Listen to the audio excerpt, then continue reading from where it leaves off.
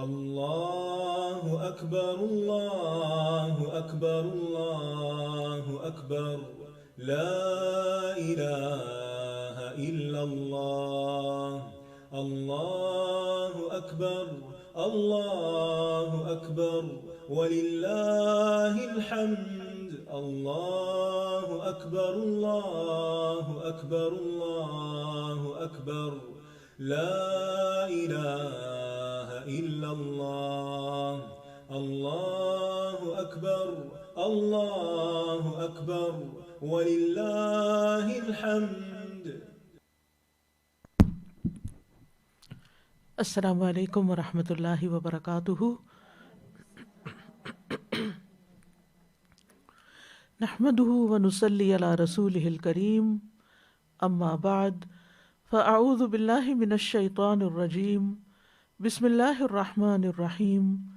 رب اشرح لی صدری ویسر لی امری واحلل عقدۃ من لسانی یفقہوا قولی. لو أنزلنا هذا القرآن على جبل لرأيته خاشعا متصدعا من خشية الله وتلك الأمثال نضربها للناس لعلهم يتفكرون.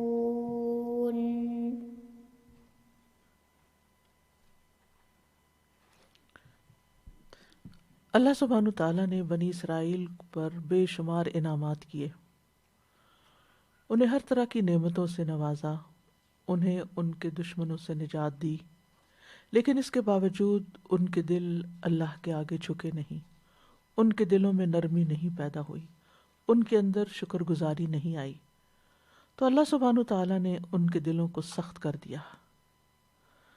آج ہم دلوں کی سختی کے بارے میں، سنگ دلی کے بارے میں پڑھیں گے ایک مثال جو سورۃ البقرہ کی آیت نمبر 74 میں پائی جاتی ہے. وَإِذْ قَتَلْتُمْ نَفْسًا، واقعہ یا قصہ یہاں سے شروع ہوتا ہے.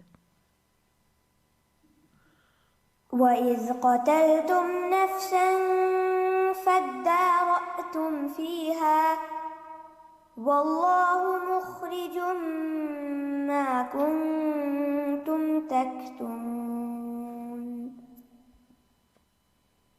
فَقُلْنَا اضْرِبُوهُ بِبَعْضِهَا كَذَلِكَ يُحْيِي اللَّهُ الْمَوْتَى وَيُرِيكُمْ آيَاتِهِ لَعَلَّكُمْ تَعْقِلُونَ. ثُمَّ قَسَتْ قُلُوبُكُمْ مِنْ بَعْدِ ذَلِكَ فَهِيَ كَالْحِجَارَةِ أَوْ أَشَدُّ قَسْوَةً وَإِنَّ مِنَ الْحِجَارَةِ لَمَا يَتَفَجَّرُ مِنْهُ الْأَنْهَارُ وَإِنَّ مِنْهَا لَمَا يَشَّقَّقُ فَيَخْرُجُ مِنْهُ الْمَاءُ وَإِنَّ مِنْهَا لَمَا يَهْبِطُ مِنْ خَشْيَةِ اللَّهِ وَمَا اللَّهُ بِغَافِلٍ عَمَّا تَعْمَلُونَ. اور جب تم نے ایک شخص کو قتل کر دیا، پھر تم اس کے بارے میں باہم جھگڑنے لگے، اور اللہ اسے ظاہر کرنے والا تھا جو کچھ تم چھپا رہے تھے. تو ہم نے کہا اس مقتول کو اس گائے کے بعض حصے سے ضرب لگاؤ، اسی طرح اللہ مردوں کو زندہ کرے گا، اور وہ تمہیں اپنی نشانیاں دکھاتا ہے تاکہ تم عقل سے کام لو. پھر اس کے بعد تمہارے دل سخت ہو گئے، گویا کہ وہ پتھروں کی طرح ہیں یا ان سے بھی زیادہ سخت، اور بے شک بعض پتھر وہ ہیں کہ ان میں سے نہریں پھوٹ نکلتی ہیں، اور بے شک ان میں سے کچھ ایسے ہیں کہ جو پھٹ پڑتے ہیں تو ان میں سے پانی نکل آتا ہے، اور بلا شبہ ان میں سے کچھ ایسے ہیں کہ وہ اللہ کے خوف سے گر پڑتے ہیں، اور اللہ ہرگز اس سے غافل نہیں ہے جو بھی تم عمل کرتے ہو۔ اس مثال کا سیاق و سباق کچھ اس طرح ہے کہ بنی اسرائیل کا ایک شخص بے اولاد تھا مگر بہت مالدار تھا، اس کا بھتیجا اس کا وارث بنتا تھا، تو بھتیجے نے چچا کو قتل کر دیا اور اس کی لاش کو رات کے وقت اپنے ہی یعنی بنی اسرائیل ہی کے ایک آدمی کے دروازے پر پھینک آیا، پھر یہ دعویٰ کر دیا کہ اس شخص نے اسے قتل کیا ہے۔ اس کے نتیجے میں سب لوگ مسلح ہو کر ان کی طرف گئے اور ان کا قبیلہ بھی مسلح ہو گیا اور آپس میں ایک دوسرے سے جھگڑنے لگے اور ایک دوسرے پر الزام تراشی کرنے لگے۔ تو اتنے میں ایک عقل مند شخص نے ان سے کہا کہ تم آپس میں کیوں جھگڑتے ہو؟ تمہارے درمیان اللہ کے رسول موجود ہیں، تم ان سے فیصلہ کروا لو۔ لہٰذا وہ موسیٰ علیہ السلام کے پاس آئے اور انہوں نے اس واقعے کا ذکر کیا۔ تو موسیٰ علیہ السلام نے فرمایا کہ اللہ تمہیں ایک گائے ذبح کرنے کا حکم دیتا ہے۔ انہوں نے کہا کیا تم ہم سے مذاق کرتے ہو؟ پھر انہوں نے گائے سے متعلق بہت سے سوالات کیے کہ اس کا رنگ کیسا ہو، اس کی شکل کیسی ہو، اور کہنے لگے کہ گائے ہم پر مشتبہ ہو گئی ہے۔ تو موسیٰ علیہ السلام نے کہا کہ وہ ایسی گائے ہے جو نہ ہل جوتتی ہے، زمین میں ہل نہیں چلاتی، نہ کھیتی کو پانی دیتی ہے، صحیح سالم ہے، اس میں کسی قسم کا رنگ اور نشان نہیں۔ تو انہوں نے کہا اب تم ٹھیک بات لائے ہو، اور پھر انہوں نے اس گائے کو ذبح کیا، اور لگتا ایسا تھا کہ وہ ذبح نہیں کریں گے۔ بہرحال اگر وہ پس و پیش نہ کرتے، بہت سے سوالات نہ کرتے، تو حکم کی اطاعت بھی ہو جاتی اور مسئلہ بھی حل ہو جاتا، لیکن چونکہ انہوں نے بحث مباحثے سے کام لیا، بہت سے سوالات کیے، تو بالآخر انہیں گائے تو مل گئی لیکن اس کی بھاری قیمت چکانی پڑی۔ کہا جاتا ہے کہ صرف ایک ہی شخص ایسا تھا جس کے پاس وہ گائے تھی، اور اس نے پھر بہت بڑا مطالبہ کیا کہ اس گائے کی کھال بھر سونا اگر تم مجھے دو گے، یعنی گوشت تم نکال کر اتنا سونا مجھے دو گے تو تب میں تمہیں یہ گائے دوں گا۔ بہرحال انہوں نے جیسے تیسے اس گائے کو خریدا، اور اس کے بعد یہ کہ اس کو ذبح کیا۔ ذبح کرنے کے بعد اس کا ایک ٹکڑا مقتول کے جسم پر جو ہی مارا گیا تو مقتول اٹھ کر بیٹھ گیا، اور اس نے واضح طور پر اپنے بھتیجے کی طرف اشارہ کرتے ہوئے کہا کہ اس نے مجھے قتل کیا۔ اب جب دوبارہ اللہ تعالیٰ نے اس کی روح کو قبض کیا تو بھتیجے نے کہا اللہ کی قسم میں نے تو اسے قتل نہیں کیا، پھر قسم کھا لی، جبکہ اتنا بڑا معجزہ اپنی آنکھوں کے سامنے دیکھ چکے تھے۔ ان کی آنکھوں کے سامنے ایک مردہ شخص زندہ ہو کر بیٹھتا ہے اور بتاتا ہے کہ قاتل کون ہے، لیکن قاتل پھر بھی ڈھٹائی کے ساتھ قسم کھا لیتا ہے کہ میں نے قتل نہیں کیا۔ تو اللہ تعالیٰ نے فرمایا ثم قست قلوبکم من بعد ذلک، اس کے بعد پھر تمہارے دل سخت ہو گئے، یعنی اس واقعے کو دیکھنے کے بعد بجائے اس کے کہ مجرم کو پکڑا جاتا، تم نے مجرم کی ہاں میں ہاں ملا دی، لہٰذا جرم کرنے والے یا ظالم کا ساتھ دینے کی بنا پر ان سب کے دل سخت کر دیے گئے۔ اسی طرح یہ ہے کہ طویل مدت گزرنے کے ساتھ ساتھ بنی اسرائیل کے دل سخت ہو گئے تھے، بہت سی انہوں نے آیات دیکھی، معجزات دیکھے، لیکن کسی نصیحت اور موعظت کو قبول نہیں کیا، اسی وجہ سے پھر ان کے دل سخت ہو گئے۔ ایک اور جگہ پر آتا ہے فَبِمَا نَقْضِهِمْ مِيثَاقَهُمْ لَعَنَّاهُمْ وَجَعَلْنَا قُلُوبَهُمْ قَاسِيَةً، ان کے اپنے عہد کو توڑنے کی وجہ سے، یعنی انہوں نے جو عہد اللہ سے باندھا اس کے توڑنے کی وجہ سے ہم نے ان پہ لعنت کی اور ہم نے ان کے دل سخت کر دیے۔ یعنی یہ ایک خاص واقعہ ہے، لیکن اس کے علاوہ بھی اوور آل بنی اسرائیل کا جو رویہ رہا اللہ تعالیٰ کی آیات کے ساتھ، اللہ تعالیٰ کے پیغمبروں کے ساتھ، اس بنا پر ان کے دل سخت کر دیے گئے۔ اور کیسے سخت کہ فَهِيَ كَالْحِجَارَةِ، جیسے پتھر ہوں، او اشد قسوہ، یا پتھروں سے بھی زیادہ سخت، کیونکہ پتھر ایسے ہوتے ہیں، کچھ پتھر ایسے ہوتے ہیں کہ جو ٹوٹتے ہیں تو ان میں سے چشمے اور نہریں بہہ پڑتی ہیں، اور بعض پتھروں سے پانی نکل آتا ہے، اور بعض پتھر اللہ کے ڈر اور خوف سے پہاڑوں کی چوٹیوں سے گر پڑتے ہیں، نیچے آ جاتے ہیں۔ تو آئیے ہم دیکھتے ہیں کہ اس مثال سے اللہ سبحانہ وتعالیٰ کیا بات سمجھا رہے ہیں، اور بذات خود اس مثال کے اندر کتنی گہرائی پائی جاتی ہے۔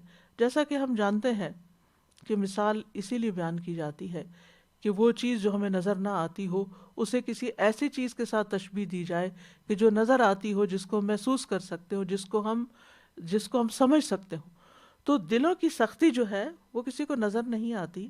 دلوں کی سختی ایک مانوی سختی ہے جس کو پتھروں کی سختی کے ساتھ تشبیہ دی گئی، بلکہ اس سے بھی زیادہ سخت چیز کے ساتھ. تو فرمایا ثم قست قلوبکم، پھر تمہارے دل سخت ہو گئے، ٹھوس ہو گئے، پتھریلے ہو گئے. قست کا معنی ہوتا ہے سخت ہونا، خشک ہونا، سخت مزاج ہونا.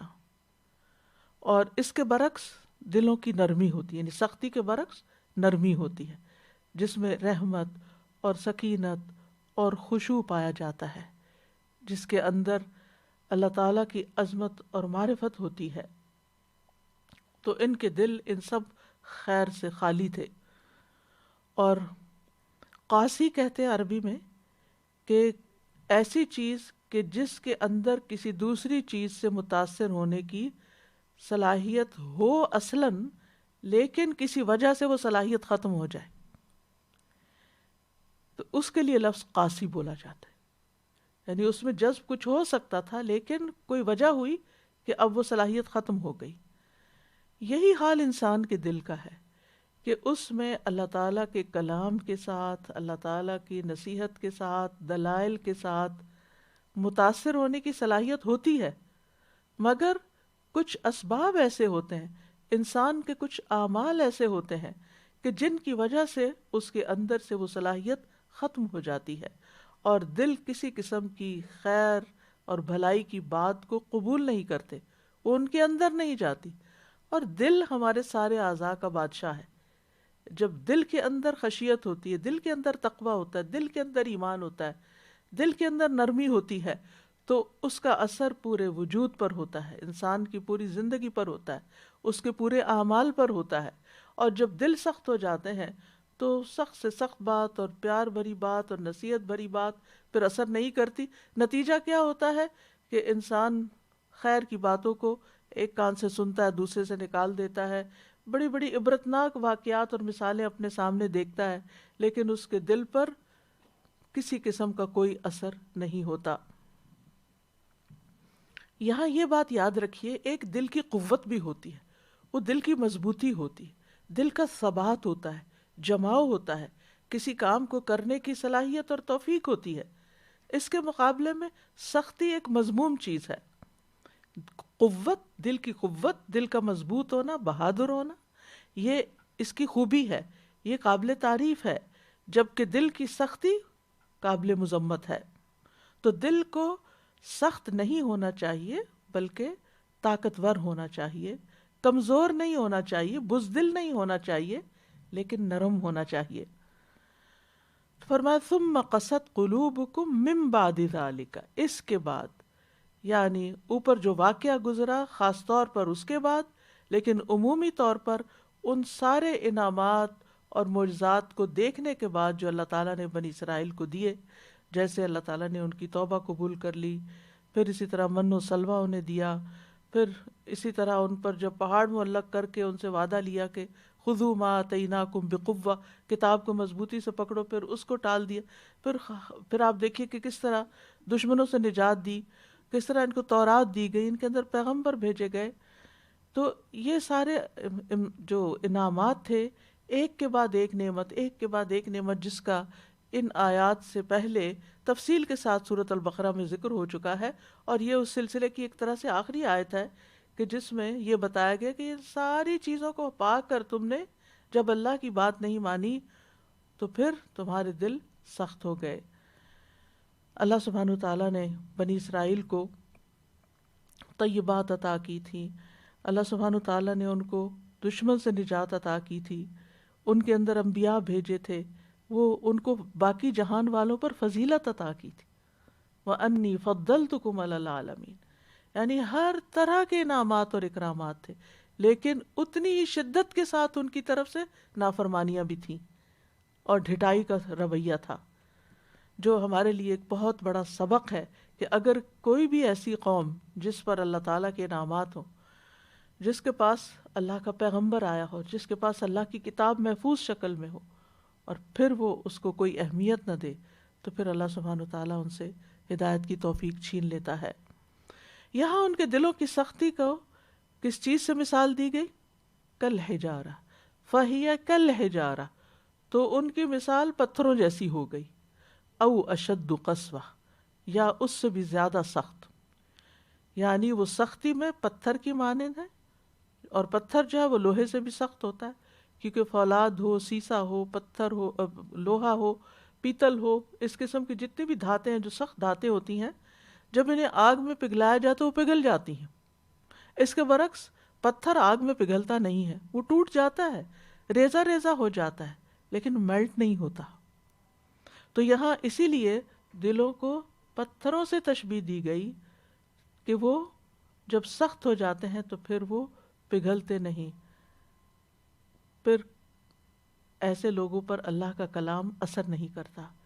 پھر فرمایا او اشد، او یہاں شک کے لیے نہیں ہے کہ اللہ تعالیٰ کو نعوذ باللہ شک تھا کہ وہ پتھروں کی طرح تھے یا پھر وہ اس سے بھی سخت تھے، یہ شک کی بات نہیں ہے، بلکہ اس کے کئی معنی کیے گئے ہیں۔ ایک معنی یہ ہے کہ بل کے معنوں میں اضراب کے لیے، کہ پتھر کی طرح بلکہ اس سے بھی سخت، یا پھر تنویع کے لیے ہے۔ تنویع کہتے ہیں اقسام بیان کرنے کو، یعنی ان کے دل پتھر، کچھ لوگ ایسے ہیں جن کے دل پتھروں کی طرح، بنی اسرائیل کے، کیونکہ درجات ہوتے ہیں نا لوگوں کے بھی، اور کچھ کے تو اس سے بھی زیادہ سخت ہے، یہ معنی بھی کیا گیا ہے۔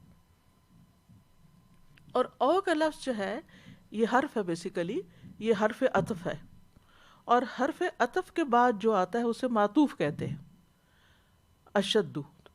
اور اس کا قاعدہ لغت عربی کے مطابق معطوف کا اعراب وہی ہوتا ہے جو حرف عطف سے پہلے کا ہوتا ہے۔ تو حرف عطف سے پہلے کیا ہے؟ کل حجارتی، زیر آ رہی ہے، لیکن او اشدو آ گیا ہے، ہونا تو چاہیے تھا او اشدی، لیکن اشدو آ گیا، تو ایسا کیوں ہے؟ یہ قرآن کا اعجاز ہے۔ یہاں پر آپ دیکھیے کہ اصل میں اشدو سے پہلے ہم محذوف ہے، اور اشدو اس کی خبر ہے، یعنی ہم اشد قسوہ، اور یوں یہ جملہ اسمیہ بن جاتا ہے۔ اور لغت میں جملہ اسمیہ جو ہے یہ ثبات کا معنی دیتا ہے، یعنی ایسا ہی ہے، یعنی یہ بات جو کہی گئی ہے کہ او اشد قسوہ، تو اس پر بعض لوگوں نے اعتراض کیا کہ کیا اللہ تعالیٰ کو پتہ نہیں تھا کہ وہ حجارہ ہیں یا زیادہ سخت ہیں، پتھر ہیں یا پتھروں سے بھی سخت ہیں؟ تو بات یہ ہے کہ بعض یہود کے دل حجارہ تھے اور بعض اس سے بھی زیادہ سخت تھے، اور اسی طرح ہم جانتے ہیں کہ دلوں کی حالت بدلتی بھی رہتی ہے، تو بعض وقت وہ حجارہ کی طرح ہوتے تھے، پتھر کی طرح، اور بعض اوقات اس سے بھی زیادہ سخت۔ اب دیکھیے کہ پتھر کے لیے سخت ہونا ایک خوبی ہے، یعنی پتھر کا سخت ہونا اس کے لیے خیر کا باعث ہے، کیونکہ اس سے سختی مطلوب ہے۔ جو کام پتھر سے لیا جانا ہے اس کے لیے اس کو پتھر ہی ہونا چاہیے، کیونکہ اگر وہ پتھر نہ ہو، مثال کے طور پر پہاڑ ہیں، چٹانیں ہیں، اگر یہ پہاڑ سخت نہ ہو تو کیا ہو؟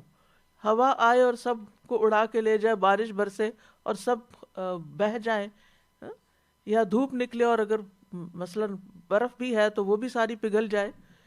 تو پتھروں کے لیے تو سختی ان کی خوبی ہے، لیکن انسان کے لیے پتھر جیسا ہونا اس کی مذمت ہے، سنگ دل، سٹون ہارٹڈ۔ اردو میں بھی آپ دیکھیں سنگ دل کہتے، سنگ پتھر کو کہتے فارسی میں۔ تو حجارہ کے بھی اپنے فائدے ہیں، یعنی پتھروں کے اپنے فائدے ہیں جو کہ آگے آیت میں آ رہے ہیں، لیکن جب کوئی شخص پتھر جیسا ہو جاتا ہے، پتھر دل ہو جاتا ہے، جیسے اردو میں کہتے ہیں پتھر دل ہے فلاں، تو پتھر دل ہو جاتا ہے تو پھر اس کے اندر سے کوئی خیر نہیں نکلتی۔ یعنی پتھر اپنی اصلی شکل میں بڑی خیر رکھتا ہے اپنے اندر، لیکن انسان جب پتھر بنتا ہے تو اس کے اندر تو کوئی خیر رہتی ہی نہیں، اور صرف پتھر یا چٹان یا کوئی پتھر کا ٹکڑا چھوڑے، بڑے بڑے پہاڑ، جب کوہ طور نے تجلی دیکھی اللہ سبحانہ وتعالیٰ کی تو کیا ہوا؟ ریزہ ریزہ ہو گیا، حالانکہ پتھروں کو توڑنے کے لیے بہت بڑی فورس چاہیے ہوتی ہے، جی، ڈائنامائٹ چاہیے ہوتا ہے، اٹامک فورسز چاہیے ہوتی ہے پتھروں کو توڑنے کے لیے، لیکن وہ پہاڑ ریزہ ریزہ ہو گئے آن کی آن میں۔ اسی طرح موسیٰ علیہ السلام نے جب عصا مارا تھا چٹان کے اوپر تو کیا ہوا؟ اس سے 12 چشمے پھوٹ پڑے، اس میں سے خیر نکل پڑی۔ اسی طرح لو انزلنا هذا القرآن على جبل لرأيته خاشعا متصدعا من خشیت اللہ، اگر ہم اس قرآن کو کسی پہاڑ پر اتارتے، یعنی اللہ کا کلام اپنے اندر اتنی قوت رکھتا ہے کہ اگر یہ پہاڑ پر بھی اترے تو پہاڑ بھی ریزہ ریزہ ہو جائے، ٹکڑے ٹکڑے ہو جائے، اللہ کے ڈر سے جھک جائے، پست ہو جائے۔ اور یہاں اسی لیے فرمایا، اور یہ مثالیں ہم لوگوں کے لیے بیان کرتے ہیں تاکہ وہ غور و فکر کریں کہ کہیں کہ اگر قرآن مجید میرے دل پر اثر نہیں کر رہا تو کہیں میرا دل سخت تو نہیں۔ یعنی یہ اپنا جائزہ لینے کی، جیسے آپ دیکھیں فزیکلی بھی اگر ہارڈ ہو جائے تو انسان کے لیے موت ہو سکتی ہے، اس کا فنکشن ختم ہو سکتا ہے، اس کا کام کرنا بند ہو سکتا ہے، تو وہ انسان کے لیے موت کا پیغام ہوتا ہے۔ اور اسی طرح اسپرچولی بھی اگر دل سخت ہو جائے تو یہ انسان کی روحانی موت ہوتی ہے۔ تو ہم میں سے ہر ایک کو اپنے دل کا جائزہ لینا چاہیے۔ وہ کہتے ہیں نا 3 مواقع پر اپنے دل کا جائزہ لیتے رہو، قرآن سنتے وقت، ذکر کی محفلوں میں، اور تنہائی کے اوقات میں۔ اگر اس میں دل نہ لگے تو سمجھو کہ پھر دل نہیں، پتھر ہے سینے میں۔ تو ہم سب کو اپنے دلوں کا جائزہ لینا چاہیے کہ قرآن سنتے وقت ہماری کیفیت کیا ہوتی ہے، ہمارا دل کتنا لگتا ہے، ہمارے اندر کیسا ارتعاش آتا ہے، کیونکہ جب زلزلہ آتا ہے یا زمین کے اندر ارتعاش پیدا ہوتا ہے تو پتھر بھی کانپ اٹھتے ہیں، پتھر گر پڑتے ہیں، پتھر ٹوٹ جاتے ہیں، لیکن انسان ہے کہ اس پر اللہ کا کلام اثر نہیں کرتا۔ تو فرمایا وَإِنَّ مِنَ الْحِجَارَةِ، اور بے شک بعض پتھر، لما، البتہ ایسے ہیں جو یتفجر منہ الانہار، اس میں سے نہریں پھوٹ پڑتی ہیں۔ یتفجر، تفجر کا معنی ہوتا ہے کثیر مقدار میں، وسیع پیمانے پر کسی چیز کا پھٹنا۔ اور نہریں جو ہوتی ہیں اس میں آپ دیکھیں کہ زیادہ پانی نکلتا ہے نا، زیادہ پانی بہتا ہے۔ یعنی کچھ پتھر ایسے بھی ہیں جہاں سے پانی کی نہریں پھوٹتی ہیں، جن سے لوگ خود پانی پیتے ہیں، اپنے کھیتوں اور جانوروں کو پلاتے ہیں اور بہت سے فائدے اٹھاتے ہیں۔ اور پتھر جب پھٹتا ہے تو کہتے ہیں کہ 1 مکعب میٹر پتھر کو توڑنے کے لیے 16,700 ٹن فورس کی ضرورت ہوتی ہے، اور 37 ملین پاؤنڈ فورس کی صرف 3x3 پتھر کو توڑنے کے لیے ہوتی ہے۔ یعنی اگر آپ اس کو کرش کرنا چاہیں تو 73 ملین پاؤنڈز فورس آپ کو چاہیے۔ لیکن یہ پتھر اللہ کے ڈر سے کیسے پھٹتے ہیں، اللہ کے حکم سے کیسے پھٹتے ہیں کہ وہاں سے پانی نکل آتا ہے۔ اصل میں آپ دیکھیں کہ جب بادل اور بارش آتی ہے تو زمین کے اندر پانی جذب ہونا شروع ہو جاتا ہے اور وہ زمین کے اندر کی سٹریمز کے چلا جاتا ہے، لیکن ان سٹریمز کے اوپر آس پاس پتھر بھی ہوتے ہیں جس کی وجہ سے وہ پانی زمین سے باہر نہیں نکلتا۔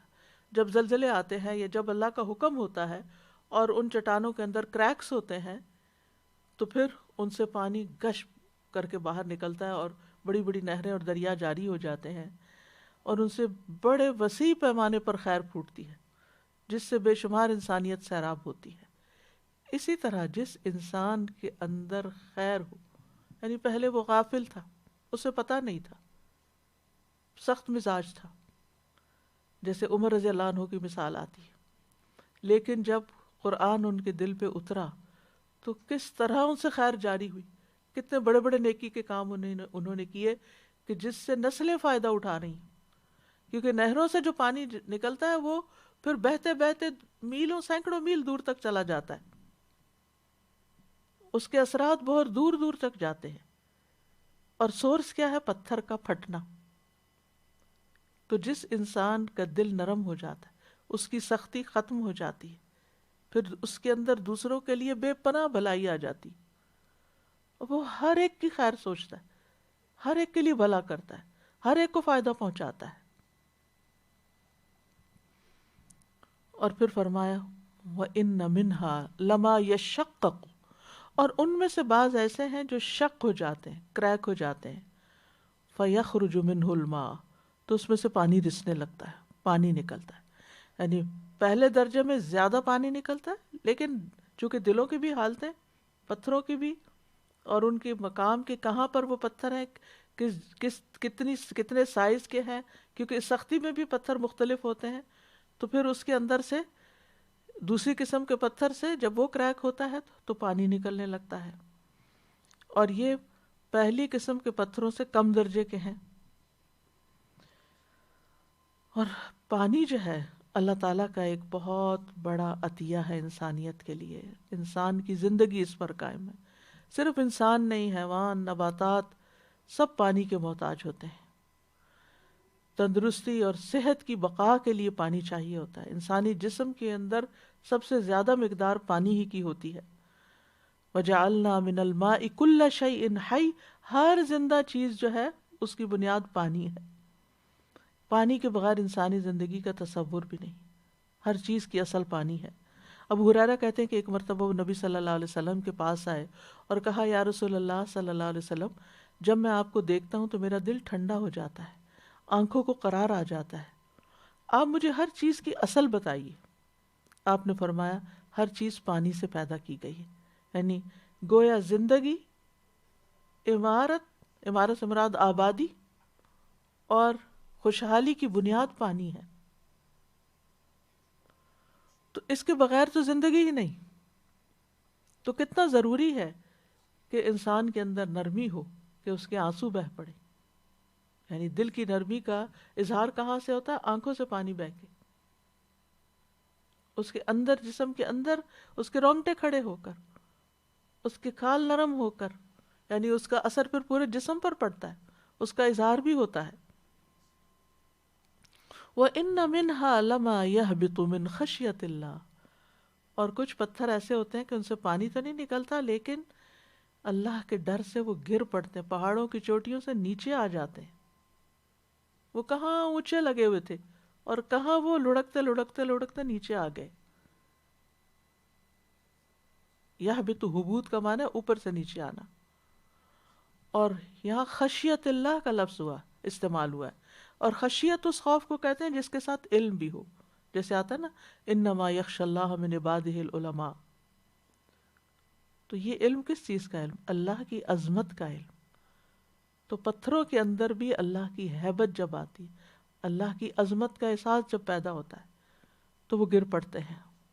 مجاہد کہتے ہیں پہاڑ کی چوٹی سے جب بھی چٹان گرتی ہے اور کسی بھی پتھر سے جب نہر پھوٹتی ہے یا اس میں سے پانی نکلتا ہے تو ایسا صرف اللہ کے خوف کی وجہ سے ہوتا ہے.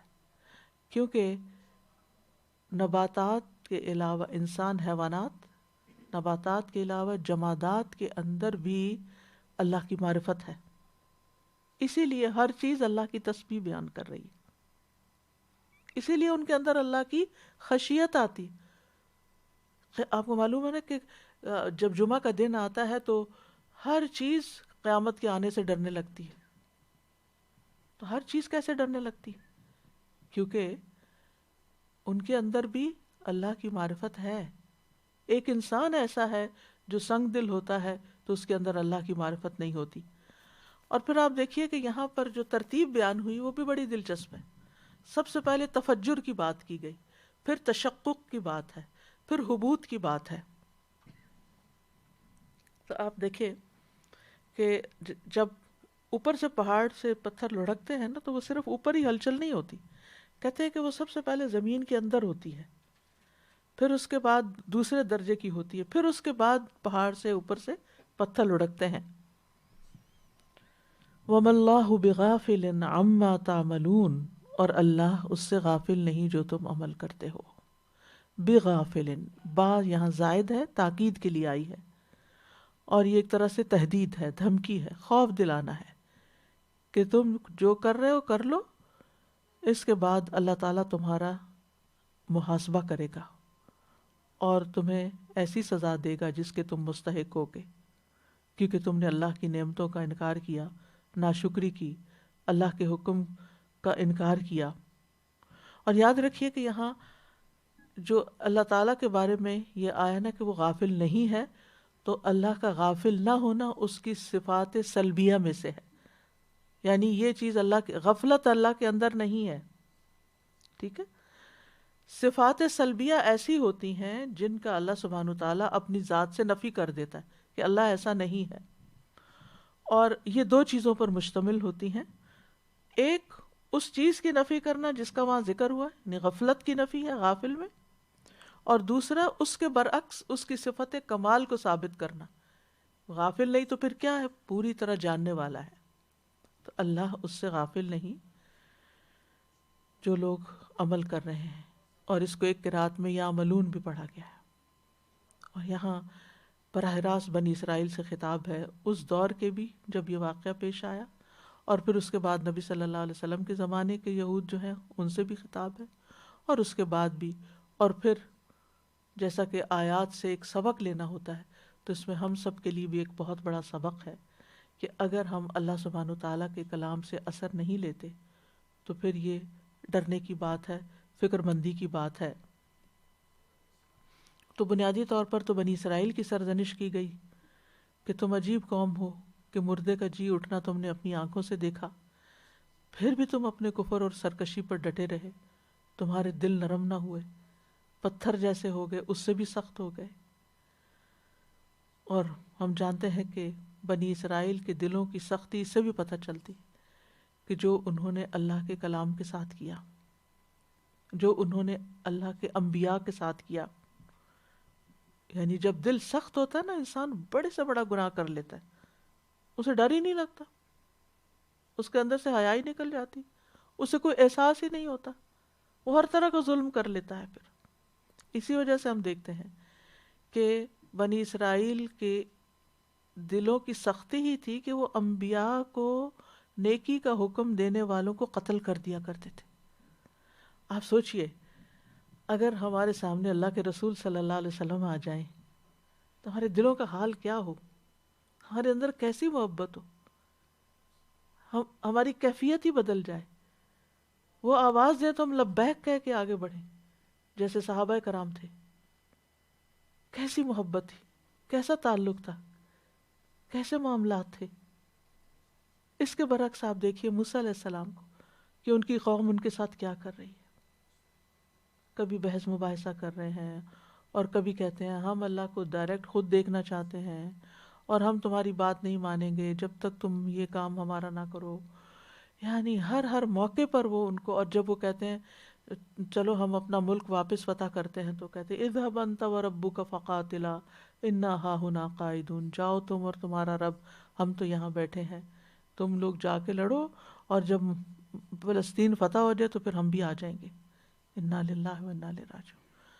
پھر اسی طرح انبیاء کو قتل کرنا ان کے بائیں ہاتھ کا کھیل تھا، لوگوں کا مال ناجائز کھاتے تھے، پیغمبروں کا انکار کر دیتے تھے، اپنی خواہشات کو اللہ کے احکامات پر فوقیت دیتے تھے، اللہ کے وعدوں کو توڑ دیتے تھے، کتاب میں تحریف کرتے تھے، اس پر عمل کرنا چھوڑ دیا، یعنی اللہ کے کلام کو بدل دیا۔ یعنی آپ دیکھیے کہ کبھی ایسا ہوتا ہے نا، پڑھتے وقت کوئی منہ سے لفظ غلط نکل جائے تو کہتے استغفر اللہ، واپس پڑھتے۔ امام بھی تراویح میں بھول جائے، واپس پیچھے سے پوری آیت پڑھتے۔ یہ اللہ کے ڈر کی وجہ سے، کلام کے ادب کی وجہ سے۔ لیکن ان کا حال دیکھیں کہ وہ اپنی مرضی سے اس میں سے مٹا رہے ہیں، ڈال رہے ہیں، آگے کر رہے ہیں، پیچھے کر رہے ہیں، اس کو چھپا رہے ہیں، لوگوں سے اس کو چھپا رہے ہیں۔ یہ سب کیا ہے؟ یہ دلوں کی سختی ہی کی تو ہے۔ تو اہل ایمان کو بنی اسرائیل کی روش اپنانے سے منع کیا گیا ہے۔ اللہ تعالیٰ کا فرمان ہے أَلَمْ يَأْنِ لِلَّذِينَ آمَنُوا أَن تَخْشَعَ قُلُوبُهُمْ لِذِكْرِ اللَّهِ وَمَا نَزَلَ مِنَ الْحَقِّ وَلَا يَكُونُوا كَالَّذِينَ أُوتُوا الْكِتَابَ مِن قَبْلُ فَطَالَ عَلَيْهِمُ الْأَمَدُ فَقَسَتْ قُلُوبُهُمْ وَكَثِيرٌ مِّنْهُمْ فَاسِقُونَ۔ کیا ان لوگوں کے لیے جو ایمان لائے وہ وقت نہیں آیا کہ ان کے دل اللہ کی یاد کے لیے اور اس حق کے لیے جھک جائیں جو نازل ہوا ہے؟ اور وہ ان لوگوں کی طرح نہ ہو جائیں جنہیں ان سے پہلے کتاب دی گئی، پھر ان پر لمبی مدت گزر گئی تو ان کے دل سخت ہو گئے. یعنی امت محمد صلی اللہ علیہ وسلم کو براہ راست سمجھایا جا رہا ہے کہ تم بنی اسرائیل کی پیروی نہ کرنا اس معاملے میں. ابن کثیر کہتے ہیں اللہ نے مومنوں کو اس بات سے منع کیا کہ وہ ان لوگوں کی مشابہت اختیار کریں جن پر ان سے پہلے یہود و نصارہ میں سے کتاب کی ذمہ داری ڈالی گئی تھی. تو بہرحال ان کے جرائم بے شمار تھے. اللہ کی کتاب کو تبدیل کرنے کے علاوہ اس کو تھوڑی قیمت پہ بیچا بھی، اسے اپنے پسے پشت ڈال دیا، اپنے علماء اور مشائخ کو اللہ کے سوا اپنا رب بنا لیا، حتیٰ کہ یہاں تک پہنچے کہ ان میں سے کچھ لوگوں نے حضرت عزیر کو جو ایک نبی تھے اللہ کا بیٹا قرار دیا، یعنی شرک تک کا ارتکاب کیا. تو یہاں اس مثال میں ہم دیکھتے ہیں کہ ایک معقول چیز، یعنی جو صرف عقل سے سمجھی جا سکتی ہے، اس کو ایک محسوس چیز سے، ملموس یعنی جس کو چھوا جا سکتا ہے، اس کے ساتھ تشبیہ دی گئی. اور وجہ جیسے ہم جانتے ہیں کہ لوہے کے ساتھ تشبیہ نہیں دی گئی، پیتل کے ساتھ نہیں دی گئی، پتھر ہی کے ساتھ دی گئی، کیونکہ دل اور پتھر میں ایک مماثلت ہے. ابن عاشور کہتے ہیں اللہ نے جو ان کے دلوں کو پتھروں سے بھی زیادہ سخت قرار دیا، اس کی وجہ یہ ہے کہ یہ دونوں یعنی پتھر اور بنی اسرائیل کے دل سختی میں مشترک ہیں، ایک جیسے ہیں. پتھر تو پھٹنے پہ تبدیل ہو جاتے ہیں، ان کی شکل تبدیل ہو جاتی ہے، ان کا فنکشن تبدیل ہو جاتا ہے، لیکن بنی اسرائیل کو، یہود کو کسی چیز نے کوئی فائدہ نہ دیا.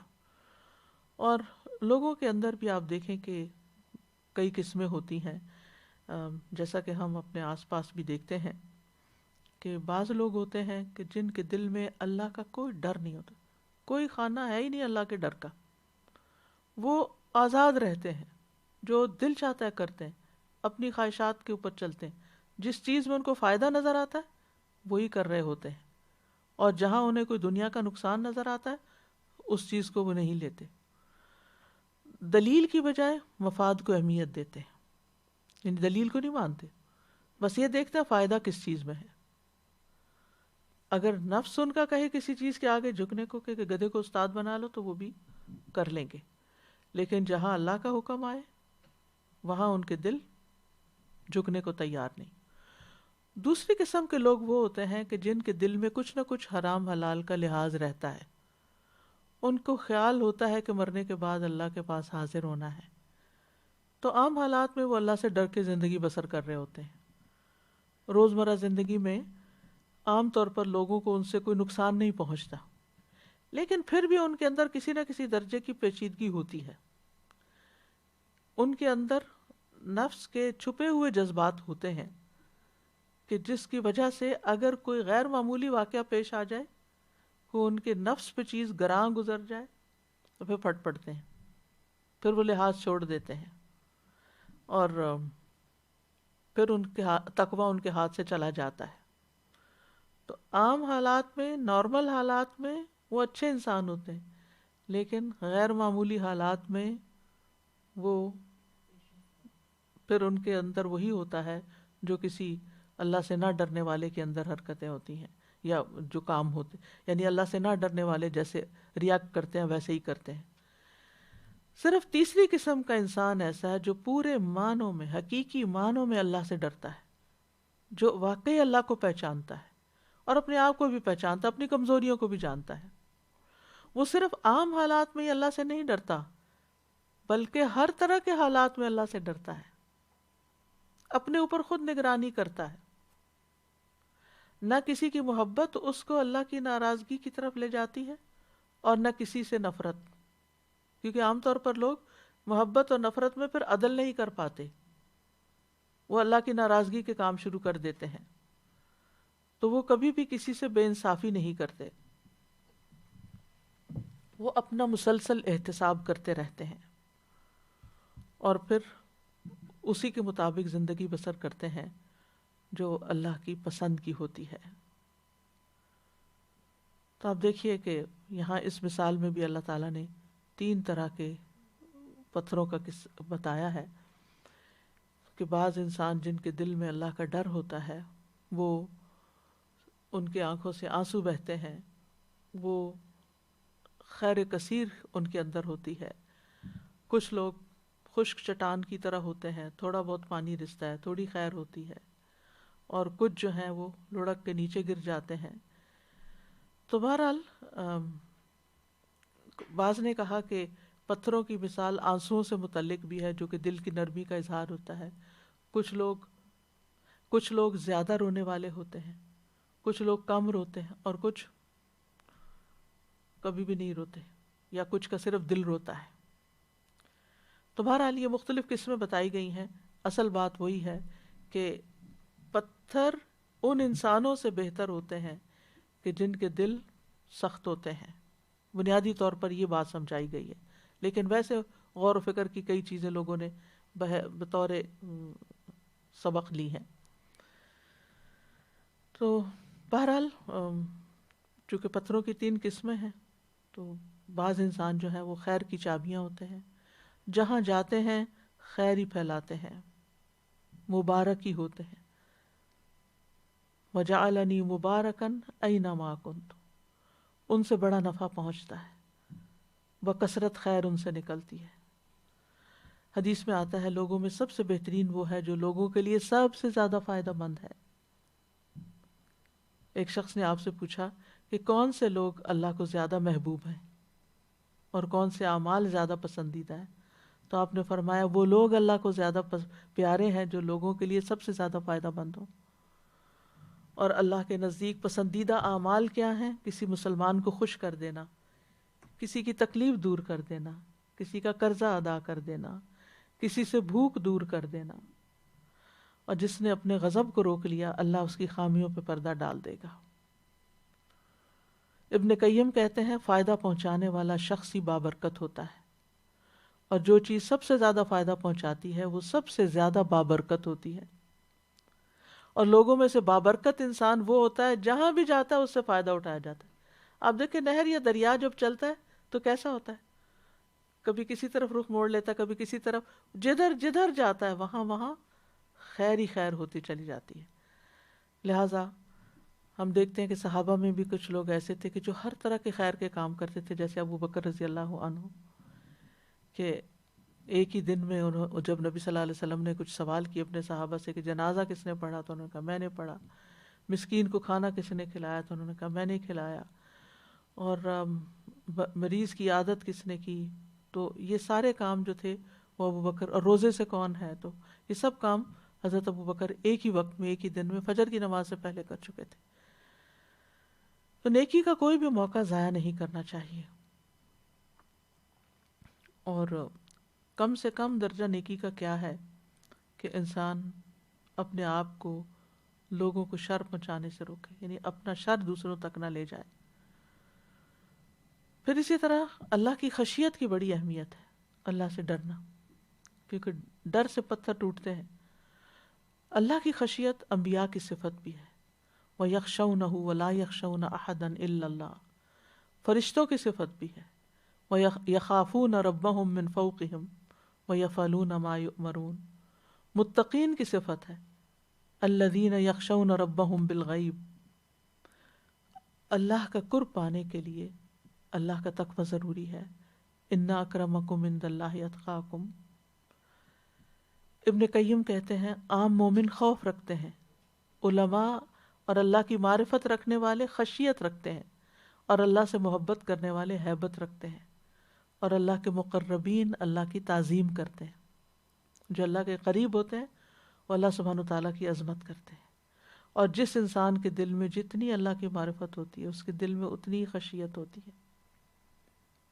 منافق اللہ سے نہیں ڈرتا، مومن احسان اور خشیت کو جمع کرتا ہے. منافق بدعملی اور بے خوفی جمع کرتا ہے، یعنی کام بھی کچھ نہیں کرتا اور ڈرتا بھی نہیں. اسی طرح اللہ کے ڈر سے رونے والے جو ہیں ان کی بھی بڑی فضیلت ہے.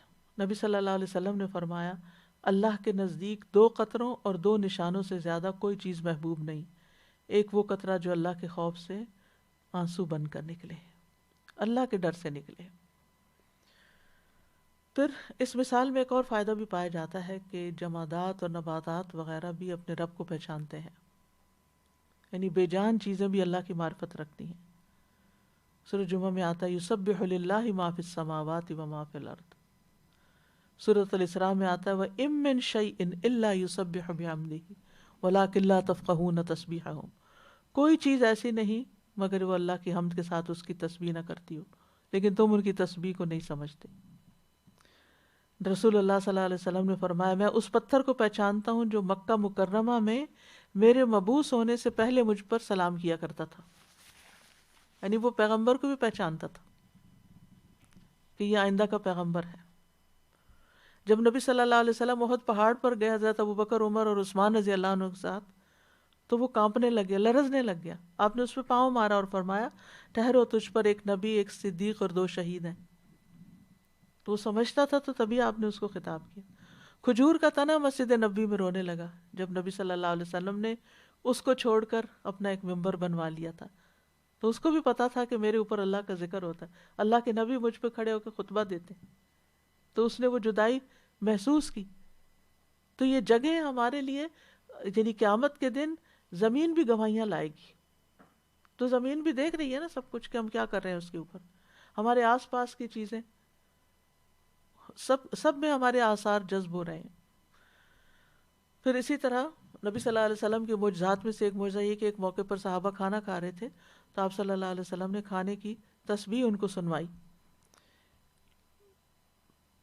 پھر اسی طرح اس مثال سے ایک اور فائدہ بھی ہے، ایک اور فائدہ یا ایک اور اہم بات پتہ چلتی ہے کہ دل ہمارے جسم کا سب سے قیمتی حصہ ہے، اور دل کے اوپر ہماری جسمانی اور روحانی صحت کا انحصار ہے۔ حدیث میں آتا ہے بے شک جسم میں ایک گوشت کا ٹکڑا ہے، جب اس کی اصلاح ہو جاتی ہے تو تمام جسم کی اصلاح ہو جاتی ہے، جب وہ خراب ہوتا ہے تو سارا جسم خراب ہوتا ہے، سنو وہ دل ہے۔ یعنی رسول اللہ صلی اللہ علیہ وسلم نے ایک اصلاح کا حقیقی طریقہ بتایا ہے کہ جسمانی اعتبار سے وہ انسان صحت مند ہوتا ہے جیسے جس کا دل ٹھیک کام کر رہا ہو، اسی طرح دینی، اخلاقی اور روحانی لحاظ سے انسان کی اصلاح اسی وقت ہوتی ہے جب اس کا شعور، اس کا دل، اس کی سوچ صحیح کام کر رہی ہو۔ اگر اس کی سوچ مثبت ہے تو وہ خیر کے کام کرے گا، اور اگر سوچ منفی ہے تو ایسے انسان سے شر ہی پھوٹتا ہے۔ پھر ہم دیکھتے ہیں کہ ایمان کا تعلق بھی دل کے ساتھ ہے۔ وَلَمَّا يَدْخُلِ الْإِيمَانُ فِي قُلُوبِكُمْ، تقوی کا مقام بھی دل ہے۔ اولئک الذین امتحن اللہ قلوبہم للتقوی، یہی لوگ ہیں جن کے دلوں کو اللہ نے تقوی کے لیے جانچ لیا۔ اسلام کا تعلق بھی دل سے ہے۔ ایک حدیث میں آتا ہے کہ آپ سے پوچھا گیا کہ اسلام کیا ہے، آپ نے فرمایا تم اپنا دل اللہ کے سپرد کر دو، دل اللہ کو دے دو، اور یہ کہ تم اپنے چہرے کا رخ اللہ تعالیٰ کی طرف کر دو۔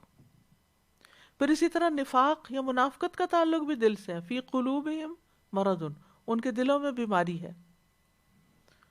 فَأَعْقَبَهُمْ نِفَاقًا فِي قُلُوبِهِمْ، اللہ نے ان کے دلوں میں نفاق رکھ دیا اِلَى يَوْمِ يَلْقَوْنَهُ، اس دن تک جس دن وہ اس سے ملیں گے۔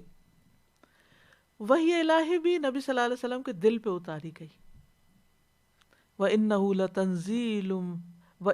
لَتَنزِيلُ رَبِّ الْعَالَمِينَ نَزَلَ بِهِ الرُّوحُ الْأَمِينُ عَلَى قَلْبِكَ لِتَكُونَ مِنَ الْمُنذِرِينَ، وہی دل پر اتری۔ دل کی بنیاد سے ہی اللہ تعالیٰ بندوں کو چنتا ہے، دل کی بنا یعنی دل پر ہی انحصار ہے کہ اللہ کس کو کس کام کے لیے چنتا ہے۔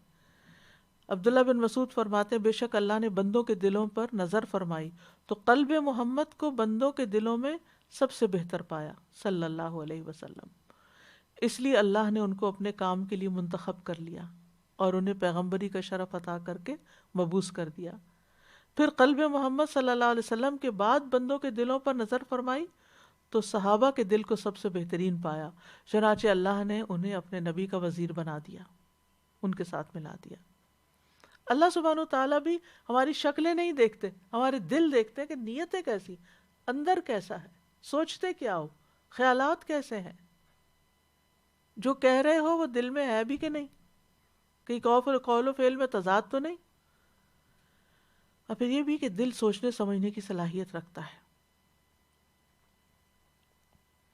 حضرت علی کہتے ہیں کہ بے شک عقل دل میں ہوتی ہے، یعنی سوچنے سمجھنے کی صلاحیت کا تعلق دل سے ہے.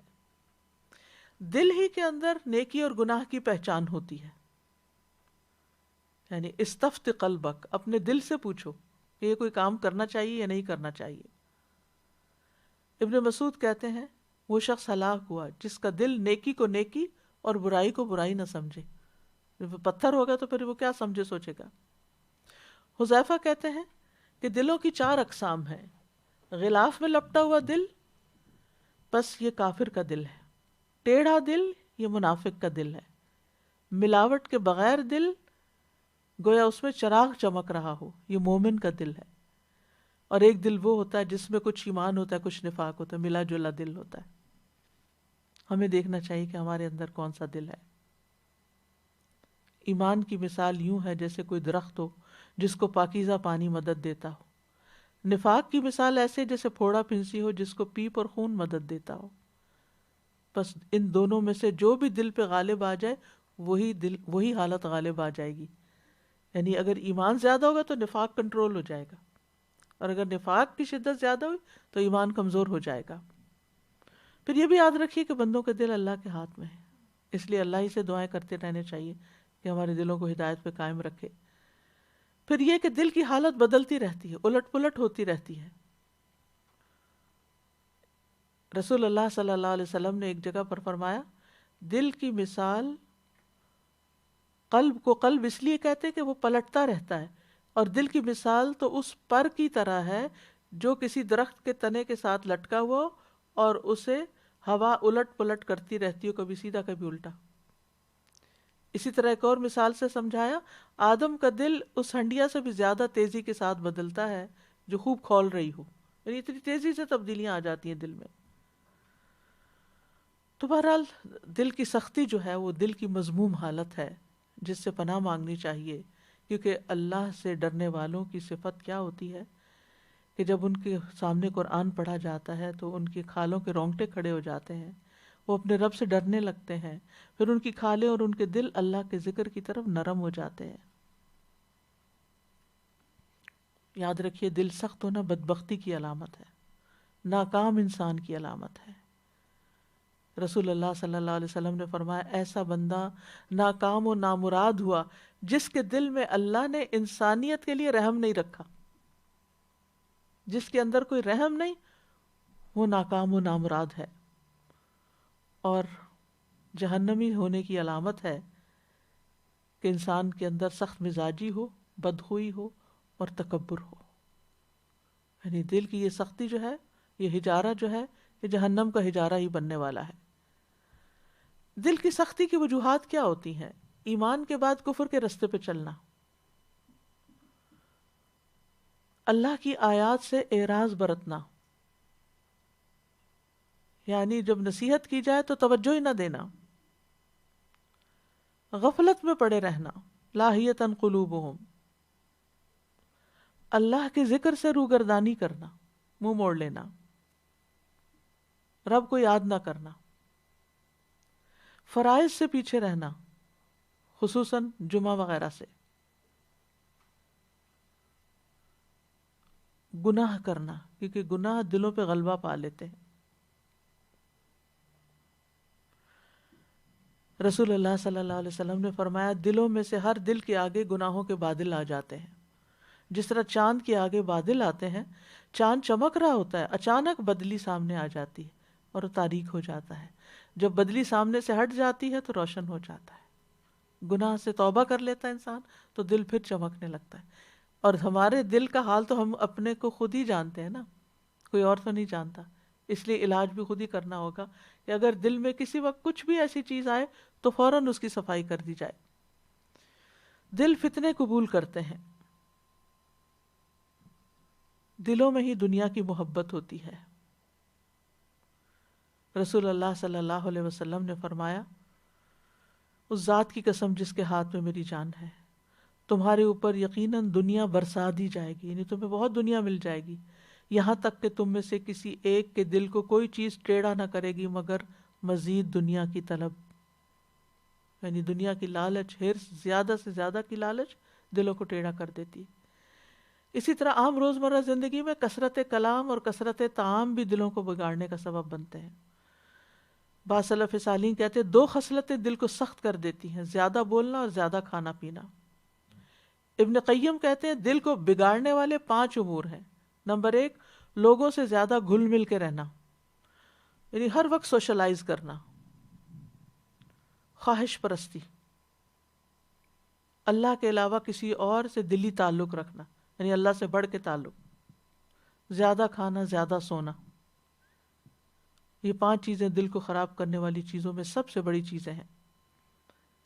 اسی طرح چیخنا چلانا، صفوں کی درستگی کا خیال نہ رکھنا۔ تو دلوں کی سختی کے انسان کے اوپر نتائج بھی ہوتے ہیں۔ اس کے نتیجے میں انسان اللہ کے کلام کو اہمیت نہیں دیتا، قرآن پڑھنے کو اور قرآن کی مجلس میں دل نہیں لگتا، دین کی بات سننے کا شوق نہیں رہتا، کوئی نصیحت کی بھی جائے تو اس کو فراموش کر دیتا ہے۔ وَنَسُوا حَظًّا مِّمَّا ذُكِّرُوا بِهِ، نعمتوں کا زوال شروع ہو جاتا ہے۔ سب سے بڑی بات یہ کہ دل کا سکون لٹ جاتا ہے، ایمان رخصت ہو جاتا ہے یا بہت کمزور پڑ جاتا ہے، لوگوں کے اندر بھی لوگوں کی نفرت اور بغض کا باعث بھی بن جاتا ہے۔ دلوں کی سختی اور گمراہی جو ہے یہ اللہ تعالیٰ کی ناراضگی کا سبب بنتی ہے۔ علاج کیا ہے؟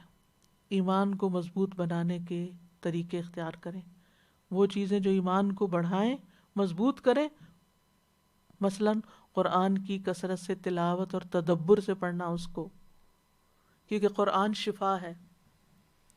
اپنی زبان کی اصلاح، رسول اللہ صلی اللہ علیہ وسلم نے فرمایا کسی آدمی کا ایمان درست نہیں ہوتا جب تک اس کا دل درست نہ ہو، اور اس کا دل درست نہیں ہوتا جب تک اس کی زبان درست نہ ہو جائے۔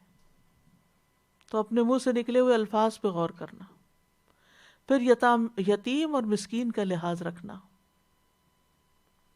دل کو اخلاقی برائیوں سے پاک رکھنا، جیسے خیانت، حسد، بغض، نفرت۔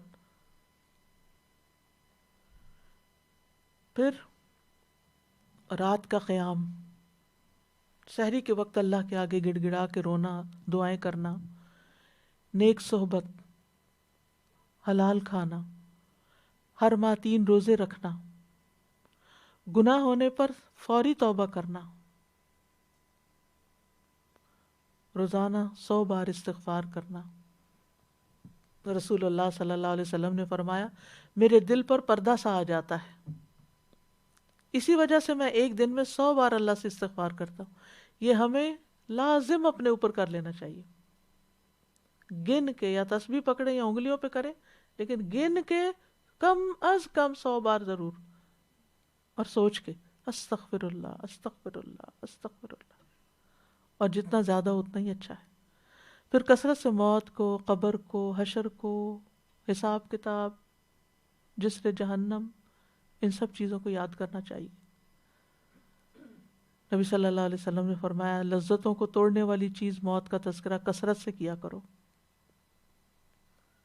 قبرستان جانا عورتوں کے لیے تو منع ہے، لیکن مردوں کے لیے یا یہ کہ قریب سے گزرے انسان، اس سے عبرت پکڑے کہ ایک دن ہماری جگہ بھی یہی ہوگی، اللہ کرے وہ بھی نصیب ہو، کیونکہ اب اس قسم کی موتیں ہونے لگی ہیں کہ جس میں بعض اوقات وہ بھی نصیب نہیں ہوتی۔ رسول اللہ صلی اللہ علیہ وسلم نے فرمایا میں نے تمہیں قبرستان جانے سے منع کیا تھا، اب میرے اوپر یہ ظاہر ہوا کہ اس سے دل نرم ہوتے ہیں، سختی کا علاج ہے دلوں کی، آنکھیں آنسو بہاتی ہیں، آخرت کی یاد تازہ ہوتی ہے، اس لیے قبرستان جایا کرو۔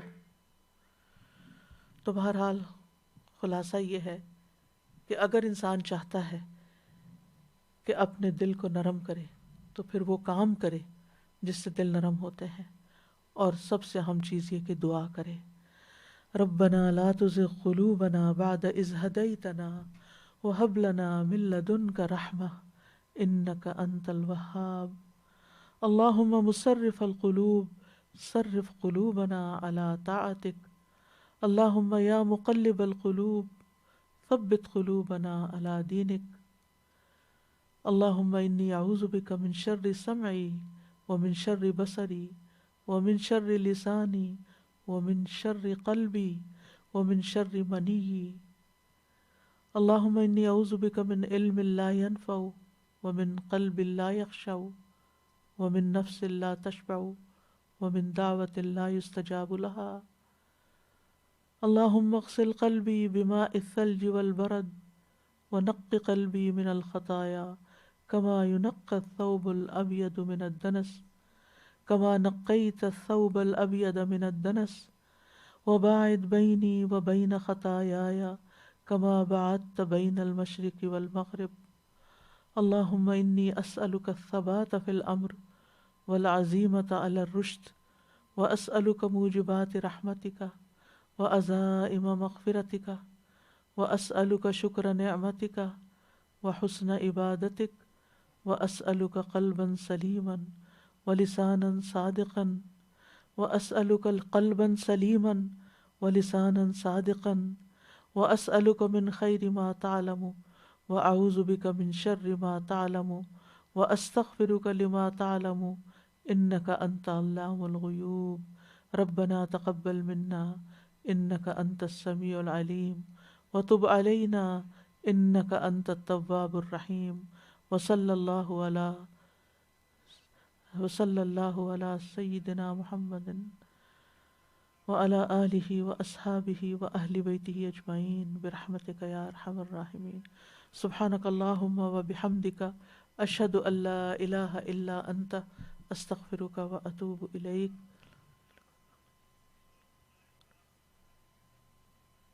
لو أنزلنا هذا القرآن على جبل لرأيته خاشعا متصدعا من خشية الله وتلك الأمثال نضربها للناس لعلهم يتفكرون.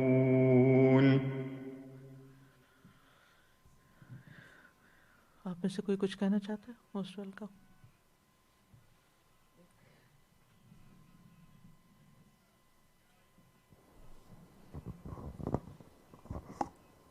ایک آئیڈیاز اور ایک طوفان. ماشاءاللہ استاذہ جی جزاک اللہ خیر. بہت کچھ سے ہم ابھی ایسے روحانی اور جسمانی جیسے علم کا سفر اور ماشاءاللہ اس سے گزرے، اور بہت ساری پرسنالٹیز بھی مائنڈ میں آ رہی تھیں.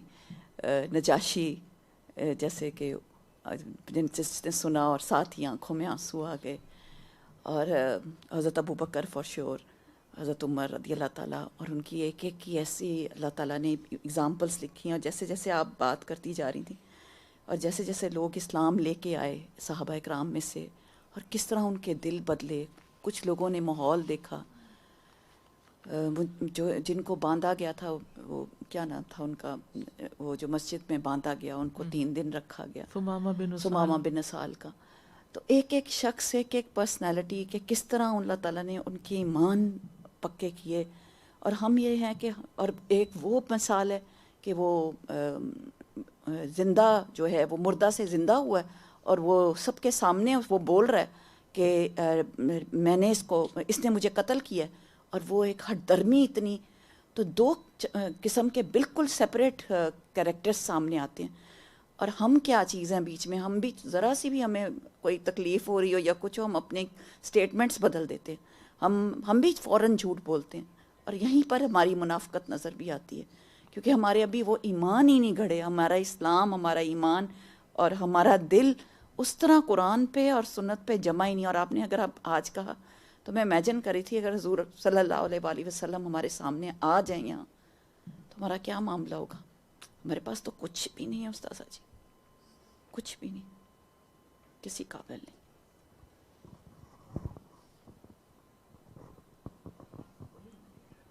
السلام علیکم استاذہ جی. میں ایک چیز پوچھنا چاہ رہی تھی.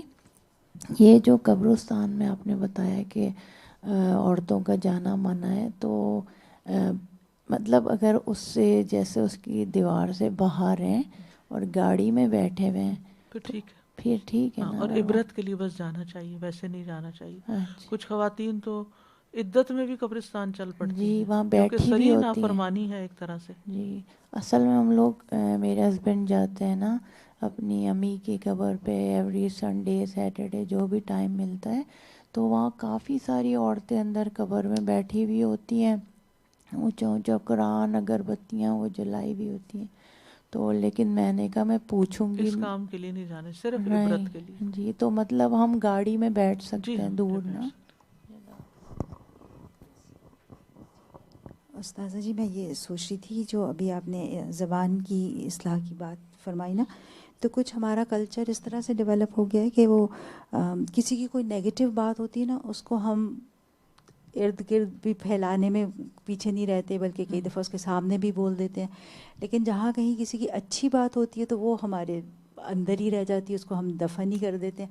تو یہ بس بہت زیادہ مجھے یہ لگ رہا تھا کہ کلچر کچھ ایسا ہو گیا. آج میری بہن سے بات ہو رہی، پچھلی اتفاق سے کافی ساری اموات ہوئیں فیملیز میں، تو وہ یہی بات کر رہی تھی کہ وہ جتنی ہماری کزنس گئی ہیں دیور آل ویری سافٹ اسپوکن اور بہت اچھے سے بات کرتی تھی. اور وہ تو کہی تھی کہ میں اپنی ان کے ساتھ لاسٹ کانورسیشن یاد کر رہی تھی، تو مجھے لگا کہ بتانا چاہیے ان لوگوں کو بھی نا، جیسے جس سے بھی آپ بات کریں گے جو ان کی اچھی بات ہے. لیکن کچھ ایسا کلچر ڈیولپ ہو گیا ہوا کہ پتہ نہیں جھجک جاتے ہیں ہم، لیکن کیا ہوتا ہے کہ وہ بالکل. نہیں ظاہر کرتے اس کو.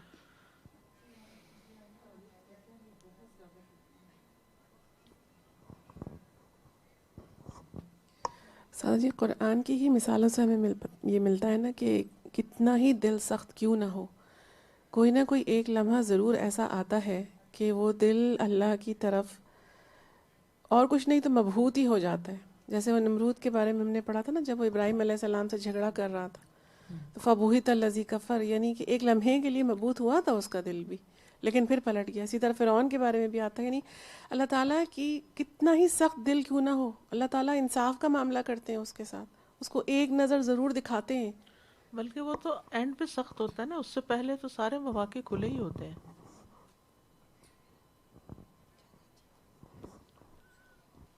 اوکے، السلام علیکم ورحمۃ اللہ وبرکاتہ.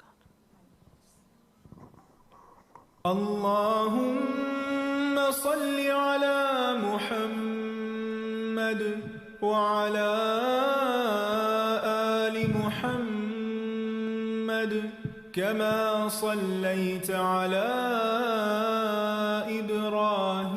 إبراهيم وعلى آل إبراهيم إنك حميد مجيد. اللهم بارك على محمد وعلى آل محمد كما باركت على إبراهيم وعلى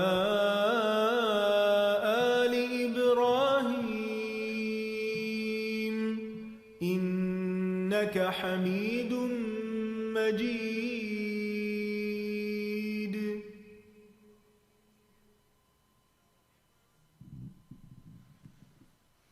آپ دیکھیں کہ جب دل سخت ہوتا ہے نا تو انسانوں کے ساتھ انسان کا رویہ کتنا